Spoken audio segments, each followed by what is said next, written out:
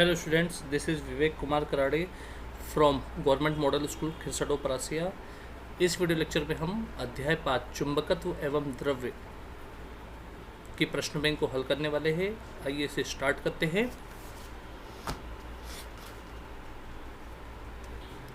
तो स्टूडेंट्स, आप देख पा रहे होंगे इसमें सबसे पहला क्वेश्चन जो है वो है रिक्त स्थान की पूर्ति कीजिए।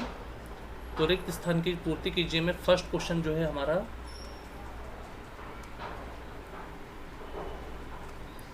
वो है एसआई पद्धति में ध्रुव प्राबल्य का एसआई मात्रक क्या होता है। तो ध्रुव प्राबल्य का जो एसआई मात्रक होता है स्टूडेंट्स, हमें पता होना चाहिए वो होता है एम्पियर गुणित मीटर। ओके,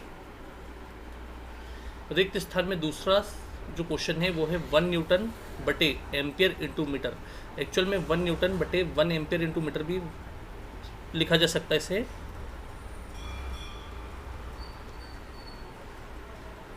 खालिस्तान गाउस के बराबर होता है। तो आपको पता होना चाहिए student 1 newton upon 1 ampere into metre जो होता है इसे हम 1 टेस्ला कहते हैं। और 1 टेस्ला इक्वल्स टू आपको पता होना चाहिए 10 की पावर 4 गॉस, 10 की घात 4 गॉस के बराबर होता है। अगला क्वेश्चन जो है हमारा, चुंबकीय आघूर्ण की दिशा खालिस्तान की ओर चुंबकीय अक्ष के अनुदिश होती है। तो स्टूडेंट्स आपको पता होना चाहिए ये होती है एस ध्रुव से एन ध्रुव की ओर, एन ध्रुव की ओर होती है। प्रश्न नंबर 4 है स्टूडेंट्स हमारा, अक्षीय स्थिति में परिणामी चुंबकीय क्षेत्र की दिशा चुंबकीय अक्ष के अनुदिश खालिस्तान की ओर होती है। तो स्टूडेंट्स इसका आंसर भी सेम है, एस ध्रुव से एन ध्रुव की ओर। ध्रुव जरूर लिखिएगा, एस ध्रुव से एन ध्रुव की ओर। पांचवा क्वेश्चन है स्टूडेंट्स हमारा, निरक्षीय स्थिति में परिणामी चुंबकीय क्षेत्र की दिशा चुंबकीय अक्ष के अनुदिश खालिस्तान की ओर होती है। तो इसका आंसर स्टूडेंट्स बदल जाएगा, ये हो जाएगा एन ध्रुव से एस ध्रुव की ओर, एन ध्रुव से एस ध्रुव की ओर होती है। हमारा जो छठवां प्रश्न है वो है, अक्षीय स्थिति में निरक्षीय स्थिति की तुलना में चुंबक के मध्य बिंदु से उतनी ही दूरी पर चुंबकीय अक्ष की तीव्रता खालिस्तान होती है। तो ये स्टूडेंट्स आपको पता होना चाहिए दुगनी हो जाती है, क्योंकि अक्षीय स्थिति में आपने देखे होंगे अक्षीय स्थिति में 2m रहता है और निरक्षीय स्थिति में m हो जाता है, इसलिए ये आपका हो जाएगा दोगुनी। ओके, हमारा अगला है 7वां सवाल, अनुचुंबकीय पदार्थ प्रबल चुंबक की ओर खालिस्तान होते हैं। तो ये अनुचुंबकीय पदार्थ जो होंगे वो आकर्षित होंगे। एक बात याद रखिए स्टूडेंट, अनुचुंबकीय में शुरू का नाम अ से है, अनु, वैसे ये भी याद रखिएगा आप, ये आकर्षित होंगे। अनु से अ याद रखना, अ से अ, अनु से आकर्षित। और प्रतिचुंबकीय पदार्थ प्रबल चुंबक से प्रतिकर्षित होते हैं, प्रतिकर्षित। तो स्टूडेंट्स याद रखिएगा यहाँ पे प्रति से प्रतिचुंबक से प्रतिकर्षित और अनुचुंबक से आकर्षित, ये चीज़ याद रख लेना आप लोग। अगला स्टूडेंट्स, चुंबकीय पदार्थ की प्रवृत्ति खालिस्तान होती है। तो स्टूडेंट्स आपको पता होना चाहिए चुंबकीय पदार्थ की जो प्रवृत्ति होती है वो आपकी धनात्मक होती है। ओके, क्वेश्चन नंबर 10 है, प्रति चुंबकीय पदार्थ की प्रवृत्ति खालिस्तान होती है। तो स्टूडेंट्स ये इसमें लिखा जाएगा कम तथा ऋणात्मक, कम भी हो सकती है और ऋणात्मक भी हो सकती है। अगला, किसी दंड चुंबक के उत्तरी ध्रुव को भौगोलिक उत्तर की ओर रखकर क्षेत्र रेखा खींचने पर उदासीन बिंदु खालिस्तान स्थिति में प्राप्त होता है। तो स्टूडेंट्स इसका आंसर आएगा, याद रखिए जब भी कभी उत्तरी ध्रुव को उत्तरी की तरफ रखेंगे, उत्तर ध्रुव को उत्तर की तरफ रखेंगे तो ये निरक्षीय स्थिति आ जाएगा। यहाँ पे क्या आ जाएगा, यहाँ पे आ जाएगा निरक्षीय स्थिति में। और जब याद रखिए उत्तरी ध्रुव को दक्षिण की ओर रखिए, उल्टा काम कर दे, उत्तर ध्रुव को 10वें में 11वें में देखिए, उत्तरी ध्रुव को उत्तर में रखेंगे तो निरक्षीय, और असमान वाला देख रहे होंगे आप लोग, उत्तरी ध्रुव को दक्षिण की ओर रखे तो अक्षीय स्थिति प्राप्त होती है। ओके स्टूडेंट्स, यहाँ पे आपके रिक्त स्थान की पूर्ति होती है समाप्त। इससे कम नंबर का आने वाला है 2 नंबर का सवाल। अब देखिए स्टूडेंट्स, बड़े क्वेश्चनों की बात करा मैंने, हाँ 2 नंबर का आएगा। अब देखिए अगला क्वेश्चन स्टूडेंट्स, यहाँ पे हमारा एक वाक्य ऑब्लिक एक शब्द चालू हो रहा है, इसे आप ध्यान से देखेंगे। अगला है, चुंबकीय द्विध्रुव आघूर्ण की परिभाषा तथा मात्रक लिखिए। ठीक है, आपको ये जो हम करवा रहे हैं इसका PDF वीडियो के डिस्क्रिप्शन में लिंक में मिल जाएगा, आप वहाँ से नोट कर सकते हैं। ओके, इसका PDF प्राप्त भी कर सकते हैं और इसे चाहे तो वीडियो के हिसाब से नोट भी कर सकते हैं। तो स्टूडेंट्स आप ध्यान देंगे, पहला क्वेश्चन है चुंबकीय द्विध्रुव आघूर्ण की परिभाषा तथा मात्रक। ओके, तो इसे हम यहाँ लिख देते हैं क्वेश्चन नंबर 1 का आंसर। ओके, तो चुंबकीय द्विध्रुव आघूर्ण एक्चुअल में होता क्या है, जरा इसको समझिए। ये दो प्रकार से देखा जा सकता है, ये आपने बताए थे आपको, एन ध्रुव रहता है और ये एस ध्रुव रहता है। इसकी ध्रुव प्राबल्य QM1 होता है और इसका क्या होता है, एस का होता है QM2 ध्रुव प्राबल्य। और एन और एस के बीच में होता है केंद्र, एन से ओ तक की दूरी L और एस से ओ तक की दूरी भी L होती है। इस स्टेप से आपकी एन और एस की कुल लंबाई, जिसको हम प्रभावकारी लंबाई बोलते हैं, वो 12 होती है। ओके, तो इसी को अब हम आगे बढ़ाते हैं। चुंबकीय द्विध्रुव आघूर्ण एक ये तरीका है। देखिएगा स्टूडेंट, चुंबकीय द्विध्रुव आघूर्ण जो रहता है, चुंबकीय द्विध्रुव आघूर्ण जो होता है इसे हम दर्शाते हैं m से, और m बराबर जो होता है हमारा वो होता है QM into 2L। QM into 2L, जहाँ पे QM जो है वो परिणामी ध्रुव प्राबल्य है। क्या है, परिणामी ध्रुव प्राबल्य। और क्या है, 2L क्या है, दंड चुंबक की प्रभावकारी लंबाई। ठीक है स्टूडेंट्स, तो आप इसे लिख सकते हैं कि परिणामी ध्रुव प्राबल्य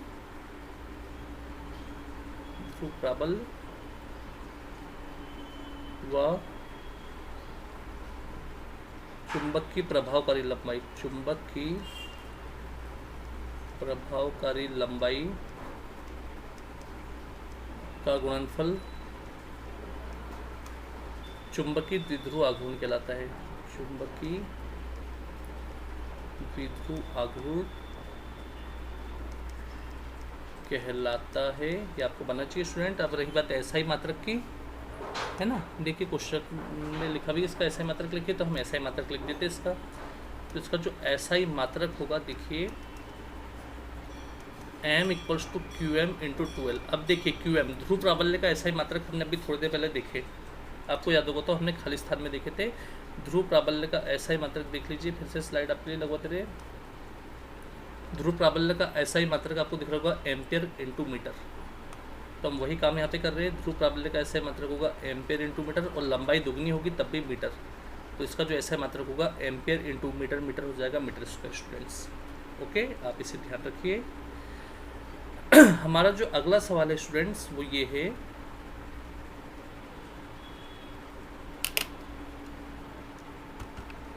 प्रश्न नंबर 2 है हमारा, चुंबकीय क्षेत्र की तीव्रता का विमी सूत्र लिखिए। चुंबकीय क्षेत्र की तीव्रता का हमें क्या करना है स्टूडेंट्स, विमी सूत्र लिखना है। तो आइए हम लिखते हैं चुंबकीय क्षेत्र की तीव्रता का विमी सूत्र।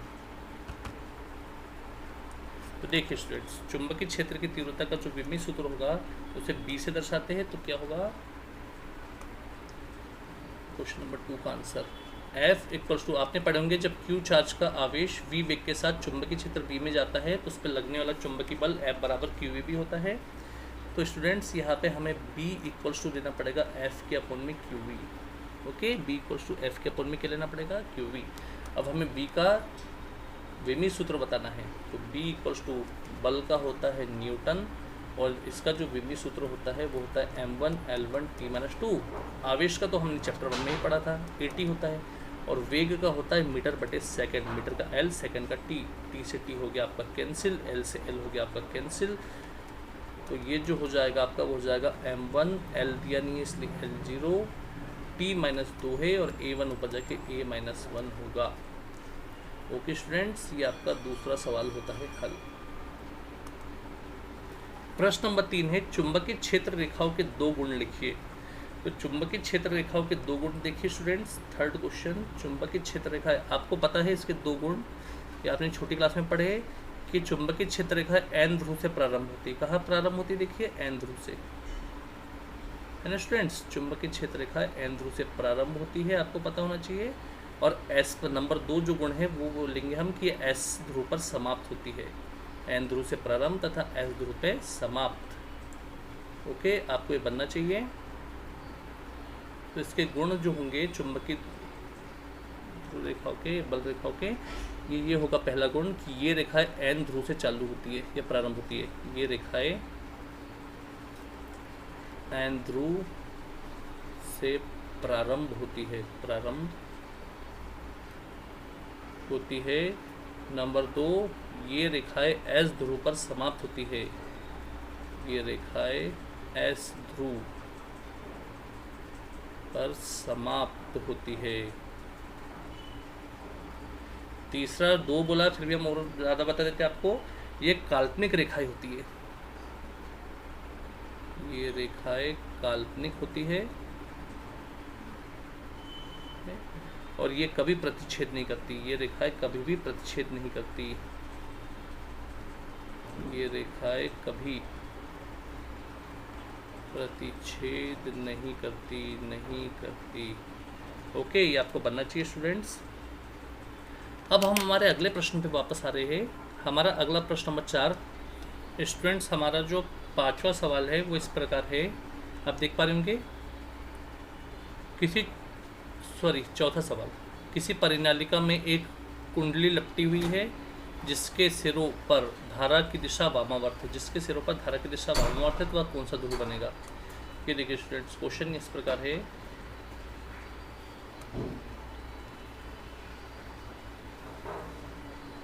परिनालिका पे कुंडली लपटी हुई है। परिनालिका पे क्या लपटी हुई? कुंडली। ये देखिए, मान लीजिए कोई परिनालिका है, इस परिनालिका पर एक कुंडली लपटी हुई है। इसमें धारा की दिशा देखिए वामावर्त है, पूरी धारा बाई तरफ बह रही है। ठीक है स्टूडेंट्स, तो पूरी दिशा कौन सी तरफ बह रही है? बाई ओर बह रही है। दक्षिणावर्त बोलते तो हम तीर के निशान को नीचे की तरफ कर देते, तो वामावर्त बह रही धारा। ठीक है, तो बोल रहा है कि कौन सा ध्रुव बनेगा। कि देखिए, एक परिनालिका पर कुंडली लपटी हुई जिसके सिरों पर धारा की दिशा वामावर्त है, वहाँ कौन सा ध्रुव बनेगा? तो जब वामावर्त धारा बहती तो याद रखिए हमेशा एन ध्रुव बनता है। कौन सा ध्रुव बनता है? वामावर्त धारा पे हमेशा एन ध्रुव बनता है, ये आपको बनना चाहिए। और दक्षिणावर्त पे हमेशा एस ध्रुव बनता है। वामावर्त पे एन और दक्षिणावर्त पे एस ध्रुव बनता है, ये आपको बनना चाहिए स्टूडेंट्स। प्रश्न नंबर 5 है, किसी चुंबकीय द्विध्रुव एक चुंबकीय द्विध्रुव एक समान चुंबकीय क्षेत्र में कब अस्थायी संतुलन में होता है? और इसी के नीचे देख लीजिए, एक चुंबकीय द्विध्रुव एक समान चुंबकीय क्षेत्र में कब स्थायी संतुलन में होता है ना स्टूडेंट्स? तो आपको बनना चाहिए ये चीज़। तो देखिए जरा ध्यान से, प्रश्न नंबर 6 और 7 का एक साथ जवाब। तो प्रश्न नंबर 6 आपको दिख रहा होगा, एक चुंबक कब अस्थायी संतुलन में, और एक बार एक चुंबक कब स्थायी संतुलन में होता है। तो सबसे पहले हम प्रश्न नंबर 6 की बात करते हैं। तो प्रश्न नंबर 6 है, एक चुंबकीय द्विध्रुव एक समान चुंबकीय क्षेत्र में कब अस्थायी संतुलन में होगा? अस्थायी संतुलन, तो अस्थायी संतुलन में वो तब होगा जब चुंबकीय क्षेत्र के सापेक्ष वह, ये देखिए, चुंबकीय क्षेत्र के सापेक्ष जब द्विध्रुव आपका लंबवत होगा। तो स्टूडेंट्स आप देख रहे होंगे, ये चुंबक का माइनस QM है 1 है, और ये क्या है आपका QM2 है। ये एन ध्रुव है और ये क्या है? एस ध्रुव, और एक चुंबकीय क्षेत्र बी है ना। और आपको पता होना चाहिए चुंबकीय द्विध्रुव आघूर्ण जो है M। अब M के अंदर क्या छुपा है तो आपने पढ़ ही चुके हो, QM×2L। ठीक है, तो वो आपका जो छठवां प्रश्न है, छठवां प्रश्न में बोल रहा है कि कब अस्थायी संतुलन में होगा। तो अस्थायी संतुलन में तब होगा जब वो परपेंडिकुलर मतलब लंबवत होगा। तो आप लिखेंगे छठवें का आंसर, अस्थायी संतुलन में वह तब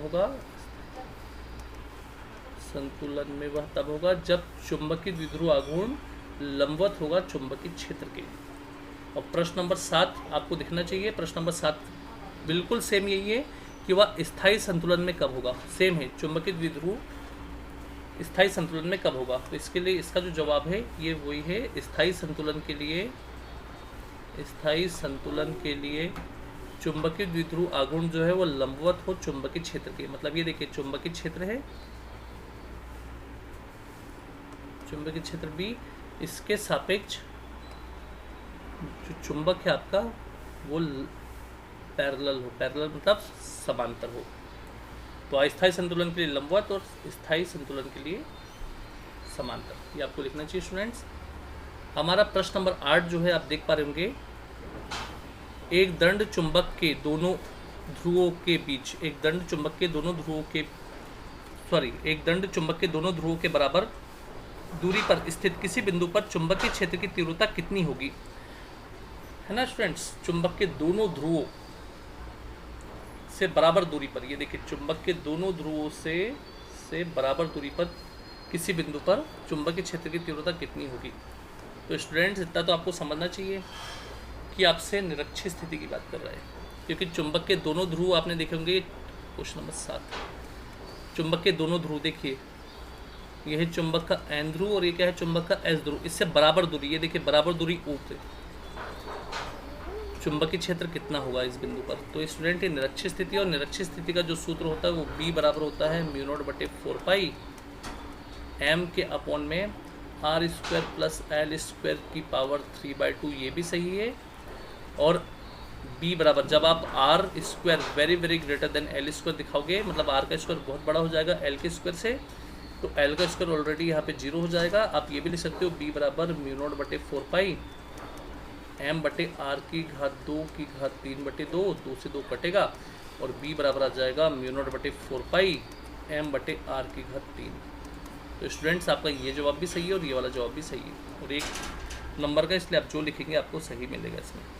चलिए आगे बढ़ते हैं स्टूडेंट्स, क्योंकि इससे 2 नंबर का ही प्रश्न आने वाला है, इसलिए अब हमारा अगला अति लघु उत्तरीय प्रश्न चालू हो रहे हैं, जो 2 नंबर के आते हैं, लघु उत्तरीय 3 नंबर के आते हैं, और दीर्घ उत्तरीय 5 नंबर के आते हैं और 4 नंबर के। ठीक है, तो अति लघु उत्तरीय प्रश्न में हमारा पहला सवाल है,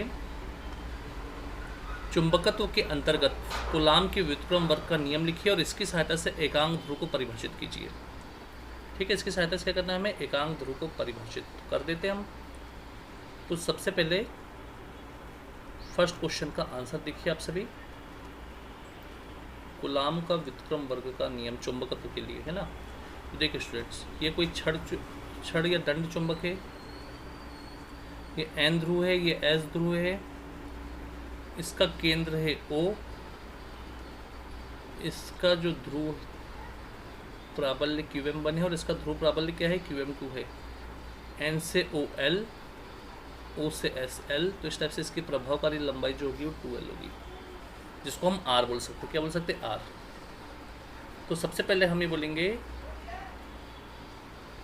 कि जो कूलाम बल होगा, कौन सा कूलाम बल,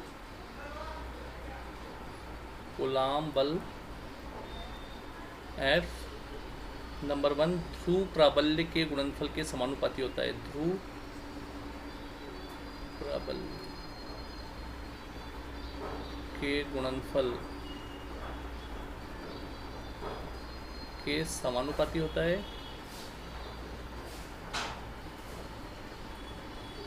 F समानुपाती QM1 QM2, समीकरण 1 हो गया। नंबर 2 दूरी के वर्ग के व्युत्क्रमानुपाती होता है, वर्ग के व्युत्क्रमानुपाती होता है F व्युत्क्रमानुपाती 1 दूरी का वर्ग, ये आ गया समीकरण 2। समीकरण 1 और 2 को हम मिला दे रहे फ्रॉम इक्वेशन 1 एंड 2, समीकरण 1 और 2 से F इसमें भी, F इसमें भी, तो F इसमें भी आ जाएगा, समानुपाती समानुपाती समानुपाती इसमें आ जाएगा, ये हो जाएगा QM1, ये हो जाएगा QM2 बटे हो जाएगा R का वर्ग। ठीक है स्टूडेंट्स, तो F बराबर यहाँ पे आएगा K QM1, ये होगा QM2 अपॉन R स्क्वायर। तो स्टूडेंट्स हियर यहाँ पे K एक नियतांक है जिसको μ0/4 बोलते हैं या 10⁻⁻7 बोलते हैं। μ0/4 मतलब 10⁻⁻7 होता है। तो F बराबर हो जाएगा 10⁻⁻7 QM1 QM2 बटे R का वर्ग। ये चुंबकत्व का से संबंधित गॉस का प्रमेय है, नियम है। अब अगला हमें इसके आधार पे ये लिख रहा होगा आपको क्वेश्चन, हमें एकांक ध्रुव को भी परिभाषित करना है। एकांक ध्रुव, तो एकांक ध्रुव क्या होता है स्टूडेंट्स, इसको आप समझिएगा। तो एकांक ध्रुव के लिए हमें क्या करना पड़ेगा, देखिए आप सभी, इसको अगले पेज पे कर देते हैं हम। एकांक ध्रुव देखिए F बराबर क्या होता है, F बराबर होता है, जब भी आपने देखे 10⁻⁻7 QM1 QM2 के बटे में कितना R स्क्वायर होता है। तो इसी को ध्यान देना है कि यदि QM1 बराबर QM2, मतलब ध्रुव जो है वो एक हो जाए, यूनिट हो जाए, क्या हो जाए, यूनिट। और दूरी जो है तथा उनके बीच की जो ध्रुव के बीच की जो दूरी वो भी यूनिट हो जाए, एक हो जाए। तो F बराबर हो जाएगा 10⁻⁻7 1 × 1/1 का वर्ग। तो F बराबर हो जाएगा 10⁻⁻7। अब पुनः हमें क्या करना है, इसी सूत्र में, पुनः समीकरण 1 में, मतलब सूत्र में हमें QM1 बराबर QM2 को QM मान लेना है। क्या मान लेना है, QM, ध्रुव प्राबल्य मान लेना है। ये हमने माना, लिख देते हैं। तो एक देखिए समीकरण 1 में F का मान आपको दिख ही रहेगा, 10⁻⁻7 रख दीजिए। ये भी QM और ये भी QM, और दूरी मतलब R का वर्ग। 10⁻⁻7 से -7 कट गया, QM हो जाएगा आपका QM² बराबर 1 है ना स्टूडेंट्स। तो 1 को 1 का वर्ग कर दीजिए, तो QM का वर्ग प्लस 1 का वर्ग इधर आके -1 का वर्ग बराबर 0। तो ये आपका हो जाएगा QM+1 एक कोष्टक में, और एक कोष्टक में हो जाएगा QM-1। A² - B² बराबर A का वर्ग, A² - B² बराबर A धन B, और दूसरे कोष्टक में A - B होता है। तो एक बार आपका QM-1 बराबर 0 होगा, एक बार QM-1 बराबर 0 होगा। तो QM बराबर +1 इधर आके -1, और यहाँ पे QM बराबर -1 इधर आके +1। तो QM जो होगा आपका वो +B और -B 1 के बराबर है। ठीक है, तो इसके आधार पर हमने एकांक ध्रुव को भी समझा दिए कि वह ध्रुव जिसका परिमाण 1 हो उसको एकांक ध्रुव कहते हैं। स्टूडेंट्स, हमारा अगला सवाल जो है देखिए वो है चुंबकीय क्षेत्र रेखा क्या है, इनके गुण लिखिए। चुंबकीय क्षेत्र रेखा क्या है, इनके गुण हमें लिखना है कि चुंबकीय क्षेत्र रेखा आखिर होती है तो क्या होती है। ठीक है, चुंबकीय क्षेत्र रेखा आखिर होती तो क्या होती है, हमें ये लिख के इसके गुण भी लिखना है। तो सबसे पहले हम लिख रहे हैं चुंबकीय क्षेत्र रेखा है। तो चुंबकीय क्षेत्र रेखा पे आप ध्यान देंगे, चुंबकीय क्षेत्र रेखाएं क्या है, इसके गुण लिखिए। तो चुंबकीय क्षेत्र क्या होता है, क्षेत्र रेखाएं क्या होती है, क्षेत्र रेखाएं। तो चुंबकीय क्षेत्र रेखा क्या होती है, इसके गुण हमें लिखना है। तो चुंबकीय क्षेत्र रेखा आप देखते होंगे, चुंबकीय क्षेत्र रेखा क्या होती है, देखिए ये है N ध्रुव और ये है S ध्रुव।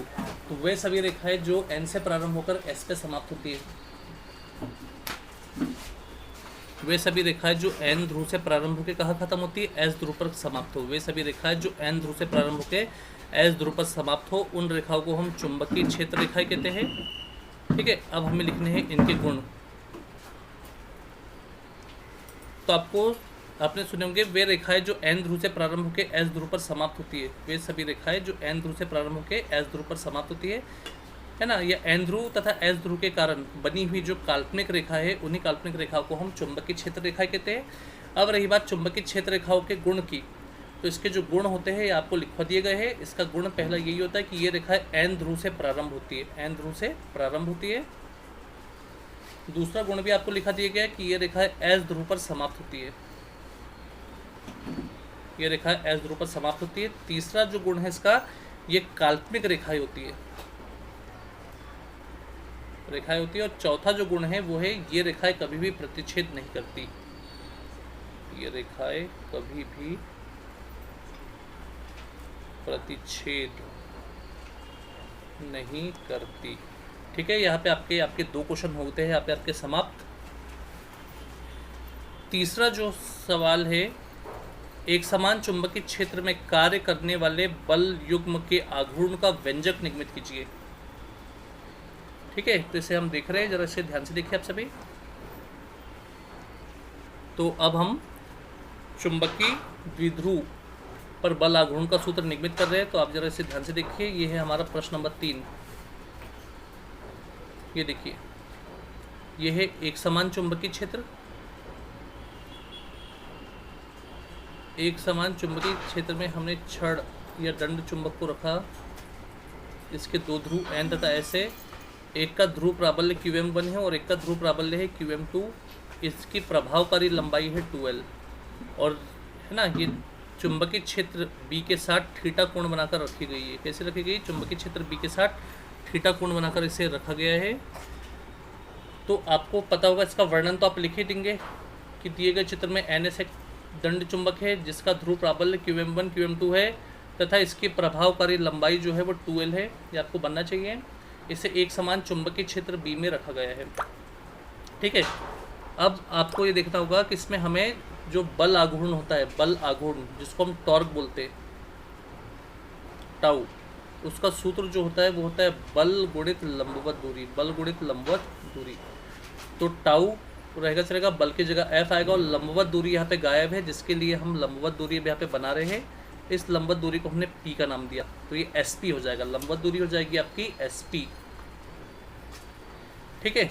अब एक चीज़ हमें देखना होगा कि जो बल एफ होता है वो क्यू ई होता था, क्यू ई विद्युत क्षेत्र में बल जो होता था वो क्यू ई होता था, तो चुंबकीय क्षेत्र में बल जो होगा वो क्यू बी हो जाएगा। क्या हो जाएगा? Q B. और ये क्यू एम हो जाएगा, क्यू क्या हो जाएगा? क्यू एम, ध्रुव प्राबल्य। और लंबवत दूरी जो है वो आपकी एस पी है। लंबवत दूरी क्या है? S P. तो त्रिभुज एस पी एन में पाइथागोरस प्रमेय से, पाइथागोरस प्रमेय से, तो पाइथागोरस प्रमेय से क्या होगा? लंब बटे कर्ण, लंब बटे कर्ण बराबर होता है साइन थीटा। लंब बटे कर्ण बराबर क्या होता है? Sign theta. तो लंब को हम बोलते हैं एस पी, कर्ण को हम बोलेंगे एन एस। ये हो गया हमारा साइन थीटा। तो एस पी एकम एस पी और एन एस का साइन थीटा में तो N S sine theta. N S जो है इसकी प्रभावकारी लंबाई 2L है, इसलिए एस पी बराबर हो जाएगा 2L साइन थीटा। ये आपको बनना चाहिए। समीकरण 1 में हम एफ का मान भी और एस पी का मान भी रखने वाले हैं। ये 2 नंबर का ही सवाल आने वाला है इससे, इसलिए इसको ज़्यादा बड़ा करके कोई मतलब नहीं है। तो समीकरण 1 से टाउ रहेगा, एफ की जगह होगा क्यू एम बी और एस पी की जगह होगा 2L साइन थीटा। तो आप जानते हैं कि क्यू एम इंटू 2L को हम बोलते हैं चुंबकीय द्विध्रुव आघूर्ण, जिसको हम कैपिटल एम से दर्शाते हैं। तो टाउ बराबर हमारा हो जाएगा एम बी साइन थीटा। ये है बल आघूर्ण का सूत्र, किसी चुंबक पे लगने वाले बल आघूर्ण का सूत्र। ये आपको बनना चाहिए। हमारा अगला जो सवाल है प्रश्न नंबर 4, वो है एक दंड चुंबक को किसी एक समान चुंबकीय क्षेत्र में घुमाने में किए गए कार्य का व्यंजक निगमित कीजिए। ठीक है, बार मैग्नेट है दंड चुंबक, उसे चुंबकीय क्षेत्र में घुमाया जा रहा है, तो उसके लिए हमें जो कार्य करना है वो हमें बताना है। तो इधर ध्यान दीजिए आप सभी। प्रश्न नंबर 4, प्रश्न नंबर 4 में क्या होगा? ये चुंबकीय क्षेत्र है। इस चुंबकीय क्षेत्र में चित्र वही बनेगा पुराना वाला, और वर्णन भी पुराना ही वाला रहेगा कि चुंबकीय क्षेत्र बी में एक दंड चुंबक रखा गया NS, इसकी प्रभावकारी लंबाई होती है 2L और इसको चुंबकीय क्षेत्र बी में रखे। कहाँ रखे? इसको चुंबकीय क्षेत्र बी में रखे। तो यहाँ पर पूरा चित्र और वर्णन पूरा वही का वही है। SP लंबवत दूरी 6 है ना, सब वही है। बस यहाँ पे हमें काम करना है कि कार्य का जो सूत्र होता है, कार्य बराबर होता है बल गुणित विस्थापन, बल गुणित विस्थापन। तो कार्य की जगह हम लिखेंगे W, बल की जगह हम लिखेंगे F और विस्थापन की जगह जो है हम लिखेंगे कोणीय विस्थापन, क्योंकि दंड चुंबक एक कोण बनाकर घूमता है, इसलिए इसे कोणीय विस्थापन से दर्शाया जाएगा। अब D जब आपका राइट हैंड साइड में है तो D का असर आपके लेफ्ट हैंड साइड में भी पड़ेगा, ये आपको बनना चाहिए। तो यहाँ पर हमें अब बल को बदलना होगा। बल को क्या करना होगा? बदलना होगा। यदि विस्थापन कोणीय विस्थापन है तो बल भी बल आघूर्ण बन जाता है। बल भी क्या बन जाता है? आपका बल आघूर्ण बन जाता है। इस चीज़ का आप ख्याल रखें। चूंकि बल आघूर्ण टाउ का मान 90 हमने देखा, टाउ बराबर होता है M B sine theta. Tau बराबर क्या होता है? M B sine theta. तो डी डब्ल्यू बराबर टाउ की जगह हो जाएगा आपका एम बी साइन थीटा।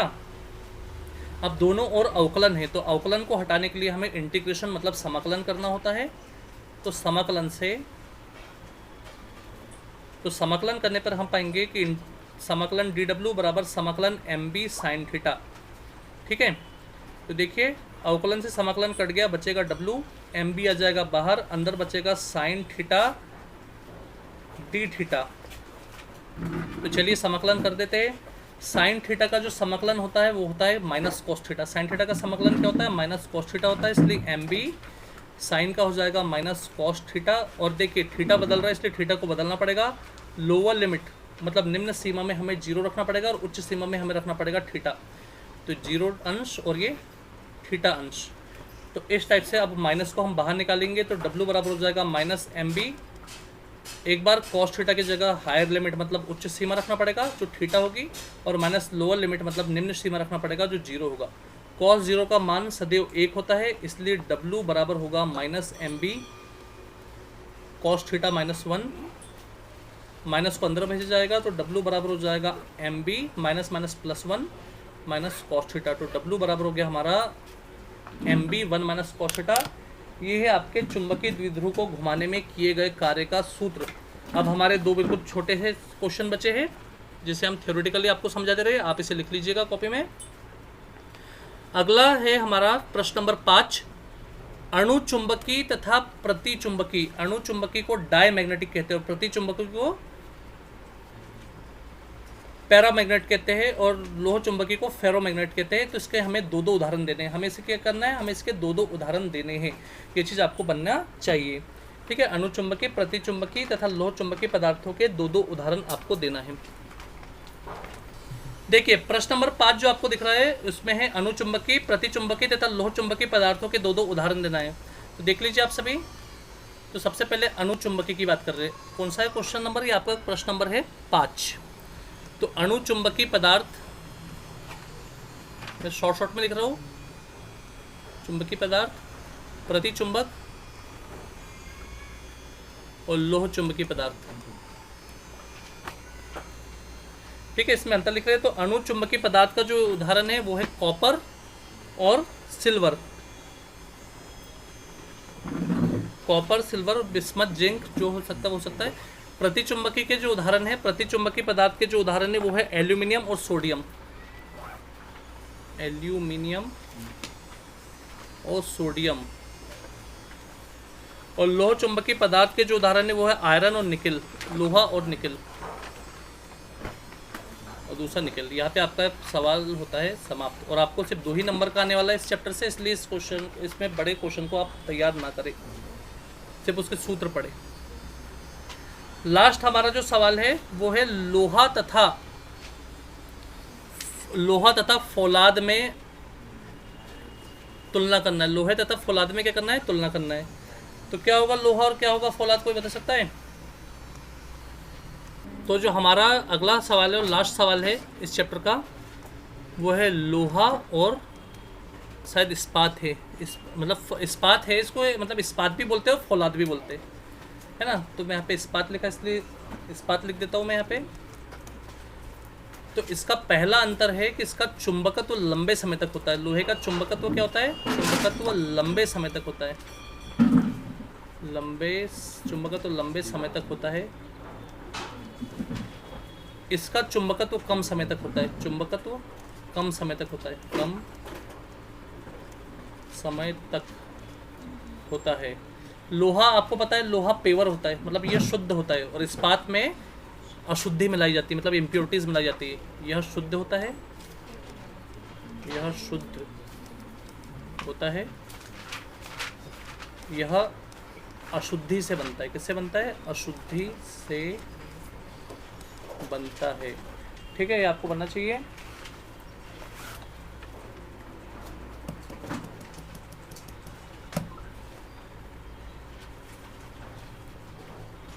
और लास्ट फिर भी एक लिख लीजिए, थर्ड, इसकी धारणशीलता कम होती है। धारणशीलता कम होती है और इसकी धारणशीलता अधिक होती है। धारणशीलता होती है अधिक, इसको समझिए। धारणशीलता अधिक होती है इसलिए तो हम इस्पात का यूज़, ये घर में जो छड़ है इसका यूज़ जाले में करते हैं। और लोहे की हम छड़ नहीं लेते ना, लोहे की छड़ लेंगे तो जंग बहुत जल्दी लगेगी उसमें और बहुत जल्दी छत नीचे गिर जाएगी। इसलिए हमें हमेशा इस्पात या ऐसी अशुद्धि इम्प्योरिटीज़ की छड़ लेनी पड़ती है। तो यहाँ पर अध्याय 5 चुंबकत्व एवं द्रव्य की प्रश्न बैंक पूरे फुल ढंग से समाप्त होती है। आप इसे देखिए और इसका साथ में PDF आपको डिस्क्रिप्शन के लिंक पे मिल जाएगा, वहाँ से आप अच्छे से लिख सकते हैं इसे।